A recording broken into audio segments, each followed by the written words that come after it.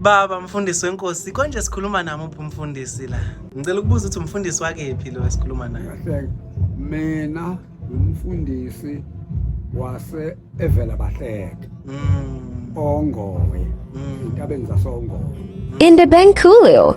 Enkosini umzimela. Inkantolo simthunzile. Yabo. Walapho. Yebo. Ukuzalwa kwami. Mina ngazalwa ngo-1933. Yabo, ngizalwa kwami. Umama kwakuMaqulu. Umama ke wayengabatholi abantwana babafana ethola amantombazana kodwa washilo zala amantombazana abamathathu. Indebenkulo. Gogo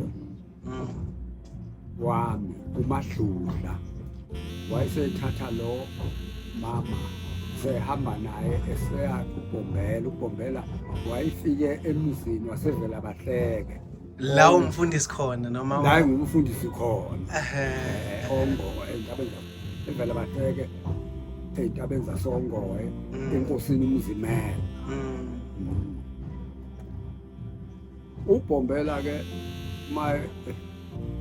ugogo lo ethi uNkulunkulu nami mina ngibazana nganayo abantwana babafana unamantombazana sezabamathathu umfanele manje ngiyabona ukuthi umusa nosibanawo kusho lokho uBhombela ke uthi ke hayi wena nkosikazi awunabo abantwana babafana udalelwa amantombazana kodwa ngoba nakho uhluphekile sengizokuzamela ngizakuhawukela ngizamela uyomthola umntwana womfana uyoba munye akubakho omunye kusho uBhombela. kusho uBhombela Umqali wendlela hayi ukuthi usho uBhombela eseyilanga uBhombela eseyinyanga usho yena isiqu sakhe. Uthi ke uyomthola umfana uzokuzamela uyomthola umfana kodwa uyoba munye akubakho omunye futhi. Nempela ke ekhuluma njalo usemzini wasevela bahleke kuthe kuyinyanga kaJulayi bese emhlanganweni ePhakameni usehamba ke uyoxhawula uqala kwakubalekile ukuxhawula enkosini futhi lalivuma ithuba ngoba abantu babengabaningi njengamanje. Yabona manje alukwazi uNyazi ungaphuma uthi ungaphumela bonke laba bantu ngoba abaningi. Uthi ke eyoxhawula usethi uBhombela hawu usaphila umfana umama ebese enika ubaba ngoba uyasuthi umfana kanginaye esho inhliziyo wangibuza umfana wasevuma ethi baba uyaphila esho umfana ongekho. Hayike kanti ngempela ukukhuluma nje uBhombela usekhona lo mfana esiswini. Wazalwa ke lo mfana yabo. Kuthe it was 1933 uma uBhombela efika enelisiwe emzini wasenelisiwe ngo-1935 inelisiwe ke iseduze nevela bahleke kuqondene nje Mfundisi wenkosi. wayesethu umuntu uBhombela esihamba uye emzini ongoye emzini wakwaDube uyobizela unkosikazi wakwaDube owuMaqulu. Nempela ke lo muntu wahamba sahamba ngenyanga wambiza lo nkosikazi ese nengane leyo eyumsebenzi wezandla zakhe. Wayesazi uBhombela ukuthi sizelwe lengane. Kodwa ukuthi uqala abantu uma beseney'ngane ey'ncane bebengahambi nje emhlanganweni. Bebehlala ngemakha izikhule nje kahle ingane anduba baye nawo phakathi kwabantu. Wasuka kumama bahamba nalokhu othuliwe. Uma befika la enelisiwe waseyibika lo muntu efika ntambama ilanga liyoshona. Baba sengifike naye lo nkosikazi lapha. Wathi mtshela ngene la endlini. Bese ngena lo nkosikazi lapha endlini. Kumaqini. uBhombela ke useyithatha le ngane yabona eyigona lengane yomfana wayeyicelile lo nkosikazi ayithatha ayigona uqala wendlela ayibusisa njengoba ingane ibusiswa akabusiswanga umfundisi nje thizeni umfundisi wabusiswa endlamhlathi kamayekisa usethi uBhombela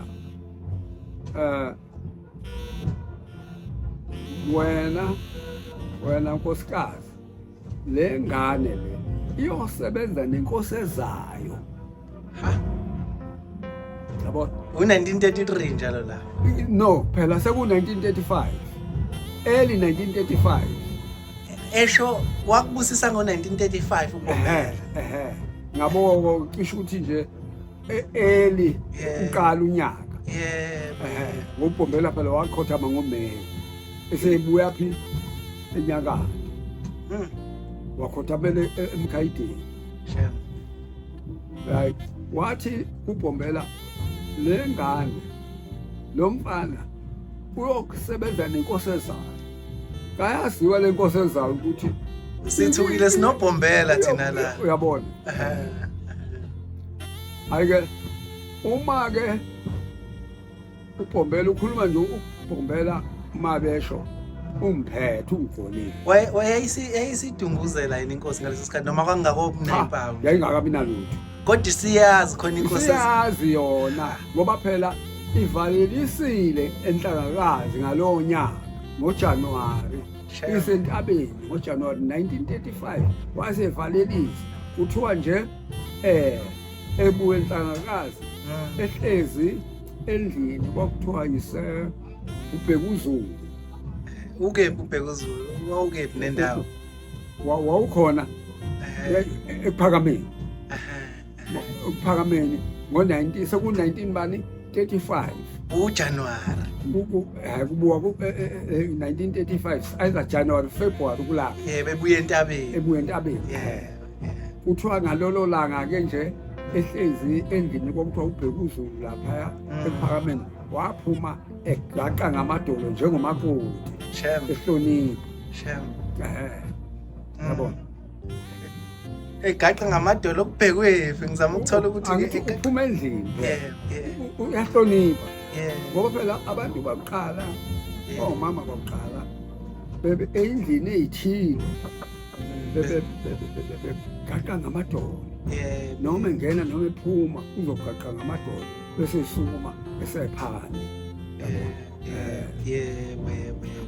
so mfundisi wenkosi wavalelisa esesekuPhakameni noma wavalelisa entabeni ngalowo 1935 wavalelisa entabeni phela uBhombela usawakhumbula nomfundisi amazwi awasho mhlawumbe uBhombela evalelisa noma kucacanga kahle ngeke ngisho ngoba phela sengisho akukho lapho okulotshwe khona kodwa izinkulumo zakhe nje zazisho ukuthi uyavalelisa nokuphuma kwakhe phuma kulendlu egaqa ngamadolo wayesho khona wakuphawu lokuhlonipha njengomakoti yabona manje ke mfundisi usegonile kuBhombela usekuphethe useyasho ukuthi usiyosebenza nenkosi ezayo kuze lezi inyanga lezo February bani esesekuPhakameni cela usithathe lapho ke wayesenelisiwe phela wasuka enhlangakazi wayesenelisiwe angithi wasuka enhlangakazi phela wabuyela ePhakameni usesuka ePhakameni ke ubhekene LC usebhelini NDC wehla nje station eMthunzini Yeah. wasehamba ngenyawo eseNLC Yeah. ukwenza lo uthuma le nkosi lo muntu yithi mawubiza umama lengane engumsebenzi wezandla zakhe useseNLC Shembe ngcane 1935 eziseselu esuke neliswa ebehamba ebheke enyakatho azayobuya le enyakatho kombazini yabona yebo ebuya ezolala phi emkhayideni. Mfundisi wenkosi, khona isihlabelelo la esibhalwe ukuthi izani weMaZulu siyibonile inkosi yethu sivela thina kwelizayo siyibonile inkosi yethu izitha amehla kaphathelani ngabe saniphathela inhle kangaka. Ngicela ungithathe lapho ukuthi sifika nini lehlabelo ngoba ngizethe umfundisi ngoJanuary wavalelisa entabeni wayesesuke ya NLC wabudlulele kombazini. Sifika lesihlabelelo phela 1934 use gospel esazoya entabeni le gospel uShembe kade kuyo nje insukweni le gospel le gospel yazi yebo sifika ngicela ungithathe kuwo lo mlando sibe siqhubekeke mfundisi yebo kusehlabelo 218 angithi phela njoba lesihlabelelo usihlabelelo ngo19 usihlabele ngo1934 December 1994 ungasithatha isihlabelelo kubo bayobuka ekhaya bazobuka ekhaya use gospel esazosuka egospel abuyele kuphakameni asuke kuphakameni ngoJanuary abheke phi ngoba kwakuDecember ngaleso sikhathi 1934 ezobuya iphakameni ngoJanuary 1935 uyaphi entabeni uzothi ebuya entabeni ebeshona phi phesheya kothukele NLC adlulelele enyakatho kosombazini abuye enyakatho asemkhayideni bheke emkhayideni bathi ke ekhuluma zingakafiki lezo nsuku lapho wayekhuluma khona mhlawumbe wayekhuluma enhlangazo wayekhuluma ethi uma ngingalalanga evela bahleka ngolala ethemba limbe uma ngingalalanga ethemba limbe ngolala emkhayideni yabo wabala lemise emithathu kanti nempela uzolala emkhayideni esho kulala kwafuthi manje abantu babekuzwa lokukhuluma noma babesho nje ukuthi hayi into esakude kwenzeka le babekuzwa abantu lokukhuluma kodwa lokukhuluma noma bekuzwa abantu ekuzwela kujanyana bengakuthathi ngokuthi into uyabona uyabona kodwa manje ke angathi nje babengakuthathi serious uyabona bengazi ukuthi khona into ngoba ayikho into babebona ukuthi uShembe ngahambe emhlabeni uyabona manje ke mfundisi ke sesizwe sebhala uBhombela ethi inyama yami ikhathele izolala ethuneni umoya wami uzovuka wembatha inyama entsha kwaphakade bengizele nanini ngiyoba khona uthi uBhombela ekuphethe uthi le ngane iyosebenza nenkosi ezayo sicela ke uyilinke lapho ngoba abantu bazothi uBhombela uyena wayeUShembe manje inkosi ilanga yona inkosi inyanga yezulu yona inkosi uThingo yona inkosi uNyazi Lwezulu yona ngicela uyilinke lapho ukuthi ke wawusebenza nenkosi ezayo sekuyinkosi entsha sekuhlukile noma kusaya uye yini uBhombela angithi phela uBhombela uthi ekhuluma nomama uthi le ngane esho le ngane iphethe ingane esaphethwe esancendayo uthi le ngane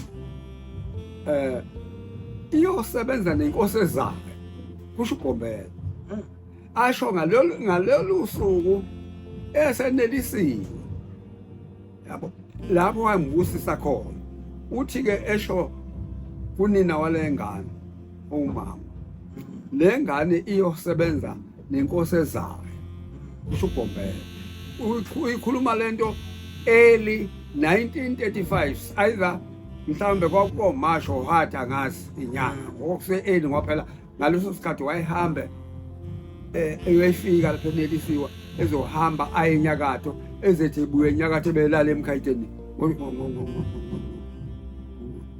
ngoMeyi walowo nyaka uyabona sekufezeka lamagama akhe yabona athi inyama yami ikhathele izolala ethuneni uma yami uzovuka wembatha inyama entsha manje ke mfundisi wenkosi ngixolise makuthi bekhona usazokusho umfundisi kodwa le ngifisa siye khona ke siyahamba kushuthi iwuka nje walibona lihlala mfundisi wahamba nalo kwaze kwashalo 40 years oshiwo lenkosi inyanga yezulu ngokunjalo ngicela usithathe ke kodwa ngifuna ukufika size sifikele eJudiya la sikhona mfundisi ahleke manje ke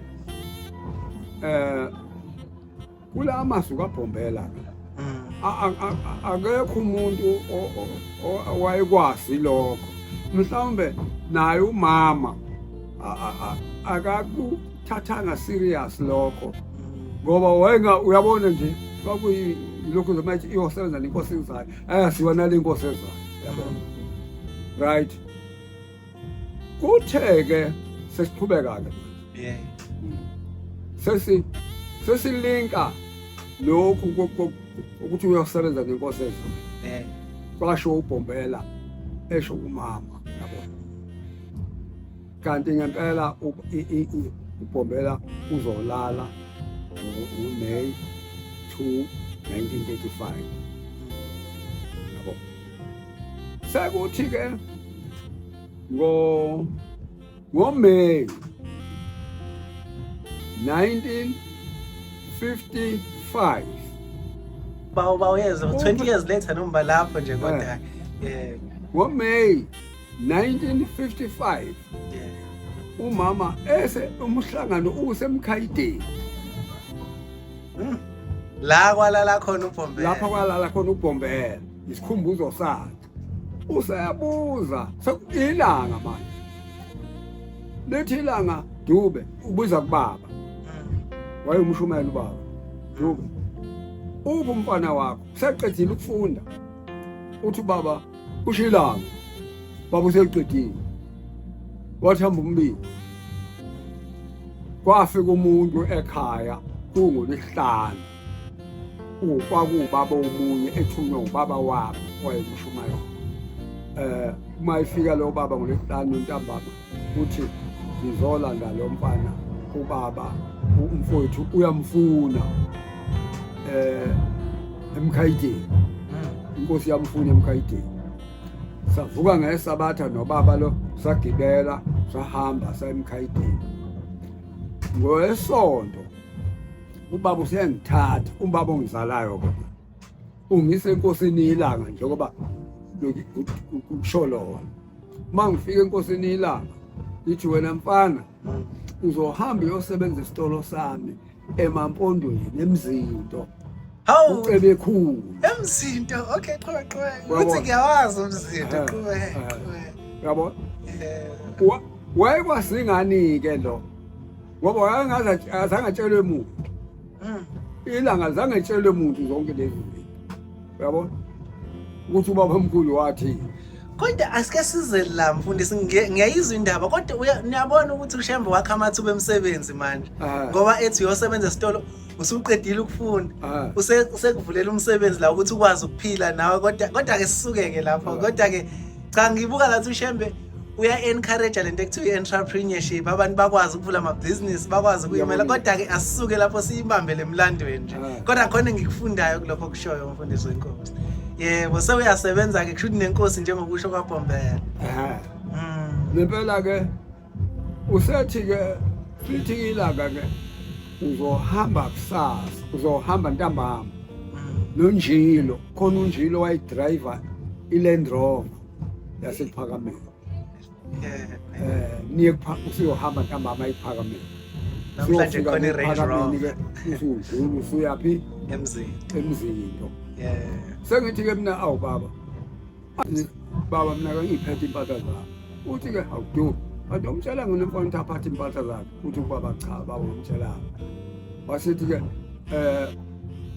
uma engahambanga namhlanje ke sihamba ngemali yakho ikhona umgwaqo ofika ekhaya wathi ngase ngithi mina baba ukhona umgwaqo ohamba imoto izifika ekhaya noma ingafiki ekhaya ingangena ekhaya suke sekuseduze wasithi ke imoto yodlula ekhaya ke ithatha impahla zakhe nempela ke ntambama ngali isonto ke sasuka ke eMkhayideni sahamba safika lapha aphambuka ke maqonda ngazene bakhoya saya ekhaya afike ngathatha impahla zami ngaqoqa ngathatha impahla zami sahamba ngaqala lapho ke mina ukusebenza May ngisebenza esitolo senkosi 1955 endaweni yasemzinto esise kwakuthiwa leyo ndawo ukwamgayi kwamgayi mana mfundisi uyakwazi ikhangela ukhangela manje likhangela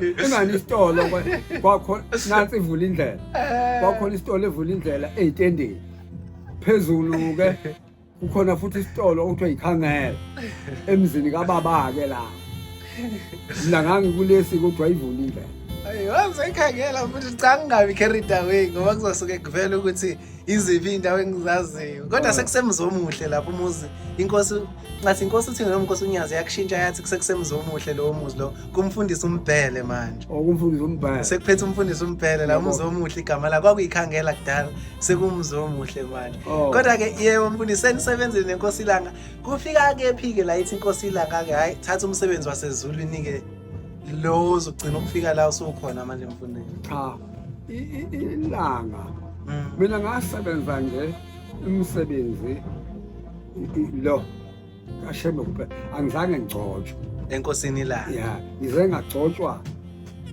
enkosini inyanga izulu ngagcotshwa ngoba umushumayeli kwase ukuthi enkosini uthingo ngagcotshwa ngaba umvangeli la kwindaba enkulu yethu esihamba nayo la kusho ukuthi lo mfundisi kufike la endabeni enkulu lapha-ke onyazini-ke sengifike ngagcotshwa ngaba umfundisi okuwuye lo bhombela lo owayethe umsebenzi wakhe ngoba sezwa la khona lo mlando thinta uNyazi nobhombela ebalinka kanje phela ubhombela esehamba emhlabeni wathi lo mfana uyosebenza nenkosi ezayo uyabona ke ngiqale ukusebenza mina phela nelanga ngaba sebhizinisini lakhe ilanga ngaze ngaba yimanager abantu nje babembiza ngemanager kababa uyabona la uma sekuyi inyanga izulu sengisebenza ke umsebenzi wenkonzo ukuba umushumayeli enkosini uthingo sengiba umvangeli manje enkosini uNyazi sengumfundisi uyabona ayikho inkosi engasebenzanga nayo yebo njengoba kwasho ubhombela wathi lo mfana uyosebenza nenkosi ezayo ngempela ngasebenza nelanga le nkosi iyayizoqala ukuba khona emva kwalokho yebo manje-ke sesifisa ngenxa yesikhathi esinaso ingakho sizeqe ezinye zezinto kodwa kuningi esingakuthola kuwe mfundisi siyohlela nje kahle siye njengengikusho konke kodwa sesibonile ukuthi yiluphi ulwazi esingalithola kuwo njengoba ngixoxa nje ngiyabona ukuthi mase sigxile lapha kukuthi ngoba uyabona kunemgidi manje akumele sihlale isikhathi esithile engithanda ukukulokhoza bangifaka njengoba ngangiseduze nje ngisebenza enkosini ilanga inkosi ilanga yathi mayisiyidunguzela ihlale eshowe yangibiza ngisephakameni lapha engangiyimanager khona isitolo uma ngifika yayiseshowe ihlala khona inumusa eshowe uma ngifika khona sengifikile eshowe kwasokubika ukuthi sengifikile wasithi akubize umfundisi Madlala wabiza umfundisi Madlala wangena naye endlini la ngikhona lapha inkosi khona ithi inkosi ilanga wena mfana into ngikhuluma ngento ebalulekile manje ukuthunywa kwami okubalulekile okukhona manje uthi-ke lithi kinyango wena mfana ngiyakuthuka ngithuma enkosini yasemaqadini umzonjana hamba uyitshela ukuthi ngithi mayisebenze lapho phakathi komsebenzi ophakameni konke uNkulunkulu ayinike khona ube kusebenza izingesatshiswa yilutho ngobe nginayo noma yini uzohamba nananga umfundisi uMadlala kodwa umuntu othunyiwe uwe uMadlala ufakazi ukuthi kusuka lapha kimi wayemfundisi uMadlala ngaleso sikhathi umfundisi ngaleso sikhathi uyinhlalisuthi wena ngiyinhlalisuthi mina njengokusho bombela ukuthi uyosebenza nenkosi ezayo uyabona ke kusho uShembe kumele uze ugcotshe kuze umsebenzele inkosi ezayo le ngisebenze eyitolo ngabuye futhi ke ngithunywa yile nkosi ezayo ngento ezokwenzeka emva kwayo engempela yenzeka ngoba ngosuku ilanga lakhothama ngalo lakhothama ziwu-19 insuku kuyisonto ikhothamela eShombe kwathi ngomsombuluko ekuseni ziwu-20 insuku December umzimba wakhe ubaba waletha ukuphakamela wathi uma ufika ukuphakamela yasifika inkosi yasemaqadini wawusukuyile kuyona ukuthi itheni inkosi mina ngase ngiyanga angithi phela mhla engithuma sahamba nomfundisi uMadlala lo kwathiwa kodwa umuntu othunyiwe uwo umfundisi waMadlala ufakazi ngokuthi usuka lapha kimi ngubaba wayeseshona yabona hayi manje ke lapho ke ngempela lokho kwashiwo ilanga enkosini yasemaqadini angithi kwaku December 1930 ondokhotha ngambula kubaba ngathi singathi 1935 40 years 40 years 1934 December 1934 ngicela sithi kanje mhlambe mfundisi ngicathi 1935 1945 55 65 ngicathi 75 or 76 lapho kwaku 1975 1975 ku December 19 December 1975 ngoba ngo1976 ila inkosi inyanga yezulu khona eyathi anganoma yafunde ethi mene think ufo yase wona umkhosi wokucaza yathi ngizophuma ngentabeni inhlangakazi abangithanda bayongilandela athi izophuma nababheka beza ngakho 75 kodwa siyo confirma kahle mfundisi kukhona lapha esitabeleni kukhona hle so confirma kahle esitabeleni yebo mfundisi angisithatha isihlalo bathi buka lapha phela buka ngibuke khona ona kubhaliwe kuthiwa cha nakho olapha lakho tamanini la uDecember 19 kubhaliwe idate kuphela la awubhaliwe unyaka ngicathi unyaka uzoba la kuleli page leli elithi ngo-19 inkosi inyanga yezulu babhala ukuthi emaqadini embeka 1977 Shuthi mhlambe kulapho 1976 mangaphosisi masibala kahle ngoba bathi 40 years kodwa ke sizoliqondisa kahle lelo lwazi bayazi abantu kodwa lesifuna ngifuna siye khona njengoba kade kwaku 19 1970 5 or 19 kwaku 1975 76 70 1975 angithi ke lapho ke akenthi nje manje ke lokho kwakushiwo inkosi ilanga ithi angitshela ukuthi mayisebenze phakathi komsebenzi ophakameni inkosi yasemaqadini izingesatshiswa yilutho yobe nginawo noma yini uzohamba nananga umfundisi uMadlala kodwa umuntu othunyiwe uwe umfundisi ungufakazi ukuthi usuka kimi ushilanga siseshowe phela sahamba noMadlala kanjalo kanti kuzothi the following year 1976 yabona likhothame la lapho kule mnyaka yebo mfundisi mayisikhotheme kuthe kwakuyisonto December 19 mangaphosisi kwathi zingu20 inkosi yayisingene emzini wasekuphakameni ithe mayingene emzini wasekuphakameni ke ngicela uyithathe lapho umzimba usongenile yangena kumsombuluko walethwa kumsombuluko ngoba akazange babamlethe ngesonto ngoba upetrol ngaleso sikhathi wawusavalwa ngama-weekend ingakwazi ukuthi engahambi upetrol ngayo walinda ukusondela kwekuseni wathi mayifika uhliswa umzimba kababa wangeniswa endlini yakhe. Bengicela ukubuza kunje wakhothamela kuliphi ithempeli noma kiphi? Wakhothamela emzini wakhe waseshowe nje ongenagama. Private residence. Kwakungekho madokotela, kungekho lutho, indlu eyodwa nje njengokubona emadolobheni. Edolobheni eshowe isakhona leyo ndlu manje. Noma bayidayisela. So-ke manje-ke nempela-ke yafika inkosi yaseMaqadini. Wafika nje umzimba kababa ekuphakameni yasifika inkosi yaseMaqadini. Yathi mayifika yasibuza ukuthi uphi ubaba omncane ibuza inyanga yisulu. Kwathiwa isengqayizivele wathi hamba nimlanda. Kwaphuma insizwa kwaJali kwakuthiwa uJailas Town yayomlanda eNqayizivele lapha.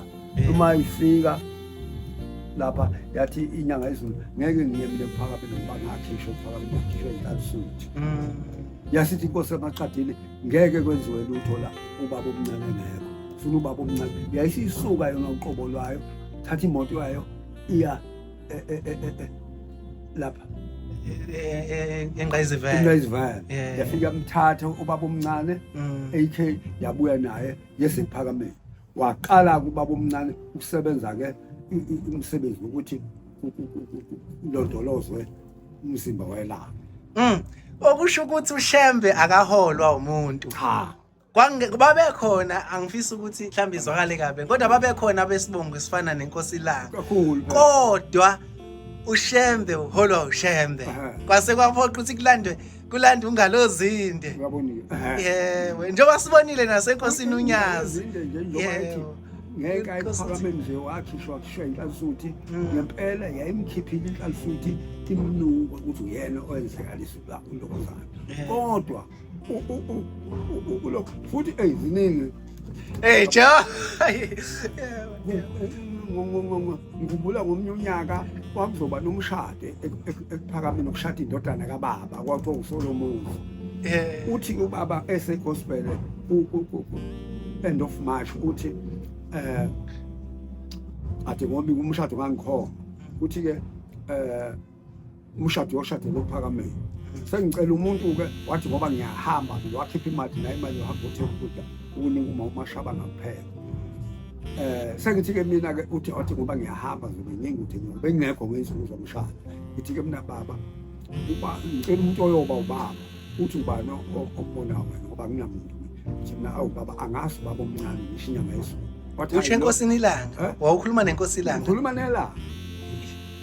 Lithi ilanga hayi no cha angifuni ukumsondeza ngoba ngibenge ngamsondeza bazokubulala. Kusho ilanga. Hayi. Lithi nje luma.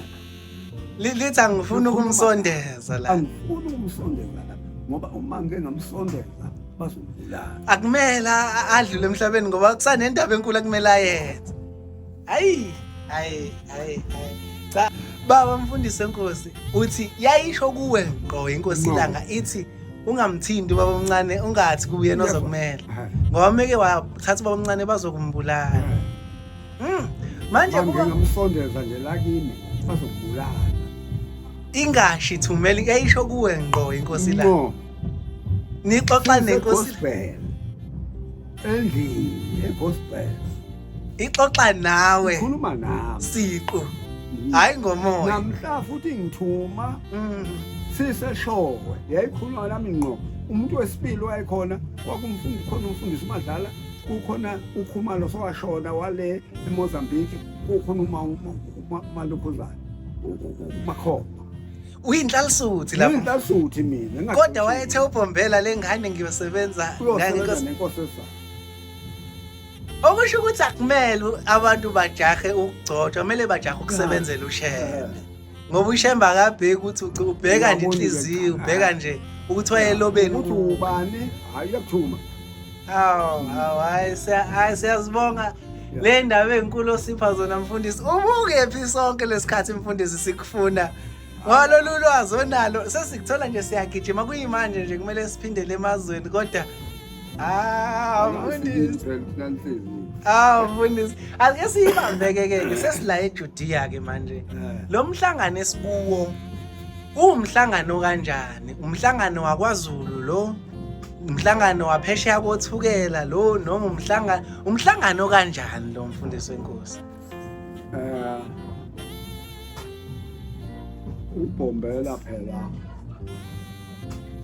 wayefaka ikhonkwane manje uyabona wabeka umzwa sephakameni aphesheya kothukela wazobeka iJudiya kanye nokuthukela zikhonkwane lezi ezabekwa uBombela.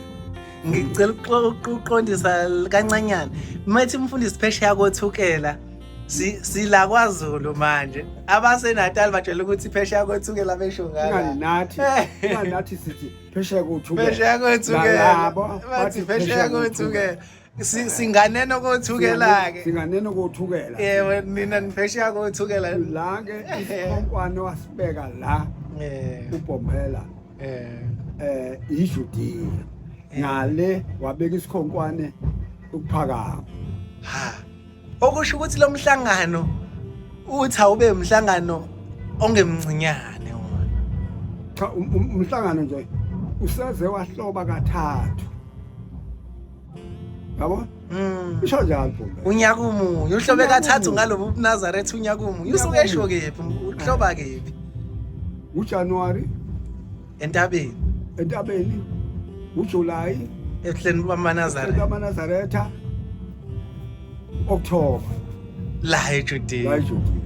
Nansi imhlangano kaBombela eyisimiso.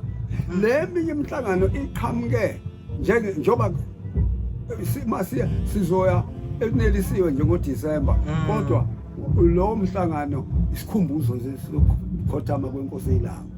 Njengoba kade kunesikhumbuzo sokukhothama yabona ke. Njengoba kwakuNgoMeyi kwakunesikhumbuzo sikaBombela yabo no match kwisikhumbuzo senkosi uthi yaboni ke bali lisenethi inkodwa imhlangano emisiwe imhlangano nanzi mithathu uJanuary entabeni uze futhi naye uBombela uthi sakubona kuphakama sakubona kuJudiya fakazela ukuthi umise ukuphakama ngale wasemisa iJudiya ngala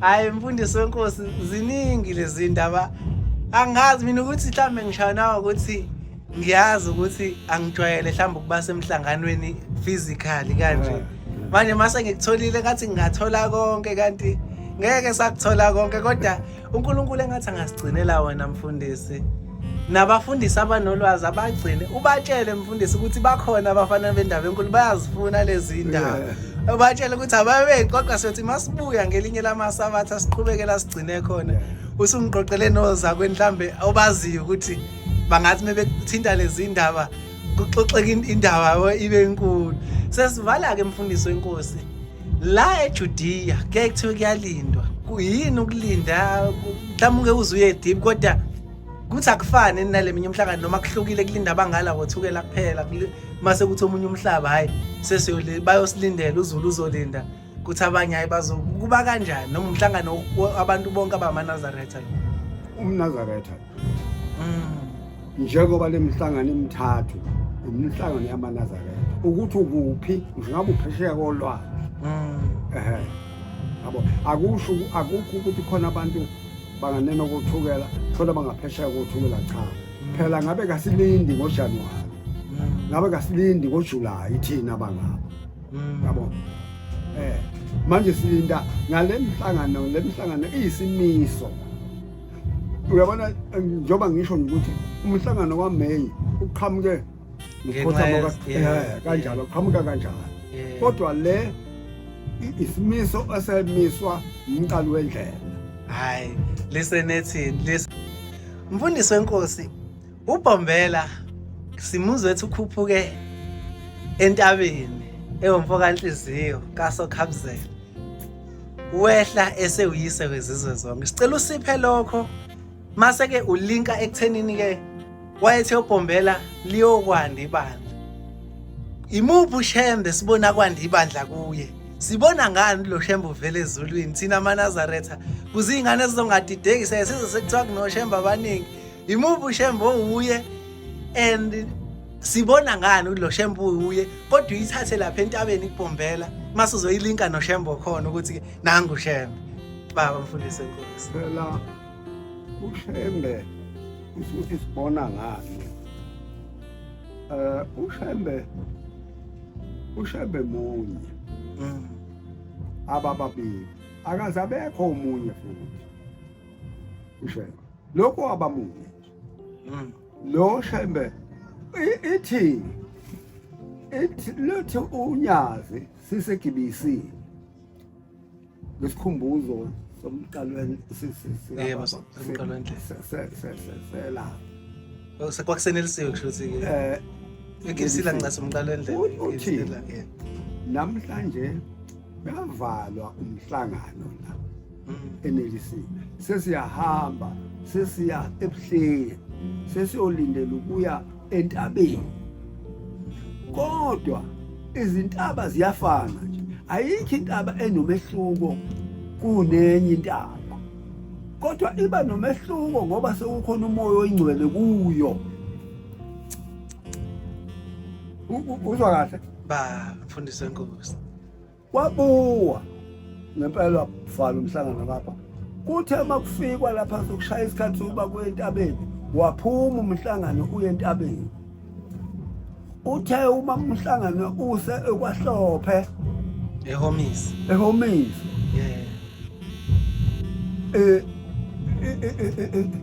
uNyazi lapha phezulu kwahlophe lapha esikedleni lapha phezulu nangu seluthatha lushona saphi thatha uright lapha shona phansi emahlathini finish ngo-2014 mangaphosisi futhi benze njani abantu bahlubuka bayale abanye abantu bahlu kodwa inqwaba yalandela inkosi uNyazi abakhethiweyo balanda abanye bahlubuka nakho bathi usesisa manje lapha indaba yinye indaba sesazi Kenani manje ngiyabona nje nilandelani umoya oyingcwele ngoba munye yiwo lo moya ongcwele ayehlangene nawo lo owayehlangene nawo ubhombelo owawuthatha entabeni yasenhlangakazi yebo la ingake zethi ngehla senguyise wezizwe zonke ngoba wayesengenwe uShembe sewuShembe manje ke okusho ukuthi lo moya awuhambi Indebenkulio.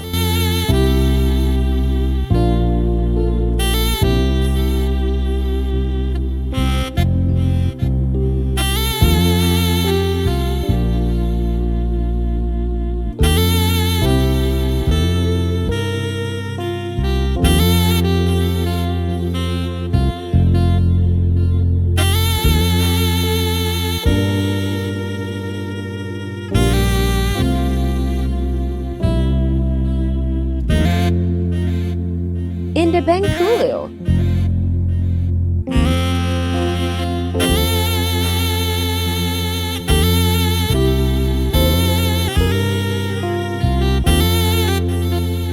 Indebenkulio.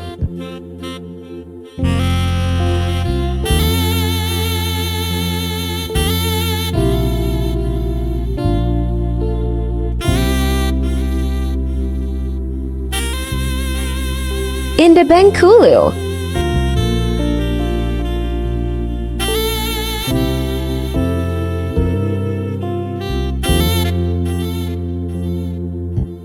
Indebenkulio.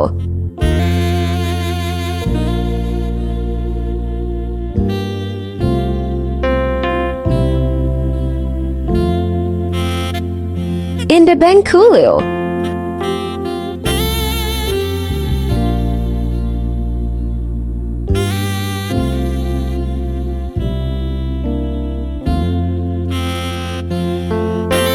Indebenkulio.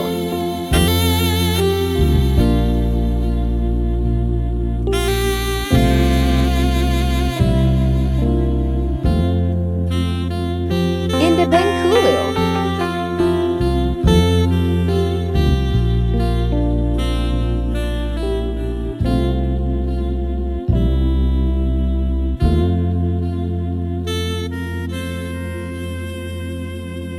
Indebenkulio.